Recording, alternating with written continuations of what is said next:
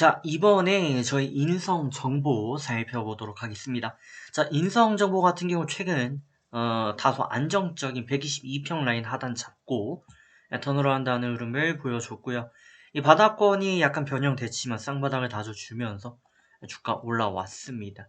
이 과정 속에서 이제 4천 부근까지 올라오는 모습을 보여줬고, 오늘 시가가 부근에서 출발을 했는데 종가는 좀 안타깝게 10% 넘게 하락하는 모습을 보여줍니다. 이 종목의 특성, 캐릭터를 감안한다면 드문 케이스다라고 볼 수는 없는 그런 모습이고요. 과거 흐름상 이렇게 시가 갭 띄우고 종가는 밀리는 전강 후약의 패턴을 종종 나타냈던 모습입니다. 주식은 과거 패턴을 반복하는 회귀 현상이 자주 나타나곤 합니다. 그래서 기존의 흐름을 감안한다면 매일같이 강한 변동세를 좀 그릴 수 있음에 유의하셔야 되는 종목이고, 오늘 같은 경우도 뭐 비슷한 패턴을 좀 기록했다라고 봐야 될 것 같습니다.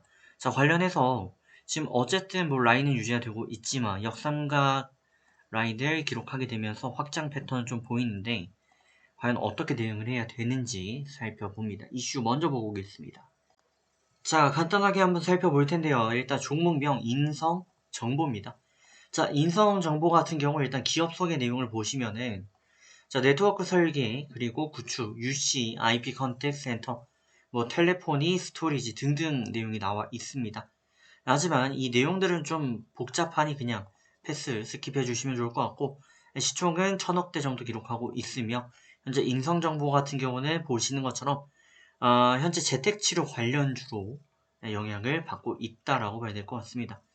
자, 보시면 이제 병상 여력이 한계에 다다르고 있습니다. 특히 국내를 중심으로 해가지고 하루 뭐 4,000명씩 거의 매일 나오고 있고, 코로나 위험도가 굉장히 높은 와중에 지금 이제 오미크론 같은 추가적인 변이 바이러스도 생성이 되고 있는 상황이고, 이 오미크론 바이러스 같은 경우는 바이러스가 아니죠. 변이죠. 변이 같은 경우는 저희가 알파, 베타, 감마 뭐 해가지고 최근에 가장 심한 게 이제 델타인데, 여기 추가적으로 지금 오고 있는 거고요. 뭐 증상에 대해서는 다소 약하다라는 얘기가 있지만, 여러분들 이게 속으면 안 되는 내용입니다. 왜냐면 증상이 약하다라는 거는 전파력이 또 강하다라는 얘기가 될 수 있고, 전파가 강하다라는 거는 이렇게 쫙 퍼진다라는 얘기는 여기서 이제 아픈 고리가 있습니다. 항상 고령자라던가 아니면은 뭐 지금 약간 기저질환이 있으신 분들, 이런 분들은 굉장히 크게 아픔으로 다가옵니다.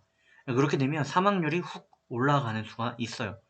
분명 이제 20대 뭐 30대 이런 분들은 이제 좀 가볍다라고 하실 수 있지만, 그 외의 분들은 심각할 수 있고, 이게 또 단기간에 지금 나온 부분이기 때문에 이거에 대해서 정확히 알 수는 없지만 장기적으로 봤을 때 부작용이 나타날 수도 있습니다.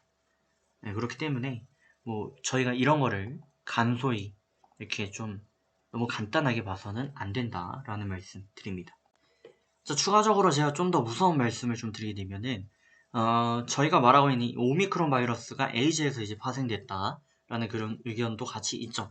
코로나와 합작됐다라는 의견이 있는데, 이 에이즈 같은 경우 저희가 무증상 잠복기가 10년 정도 지속된다라는 이런 내용들도 있어요.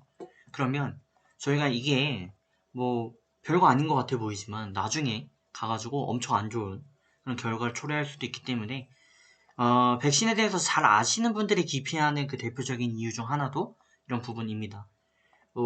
저희가 피폭이라 그러죠.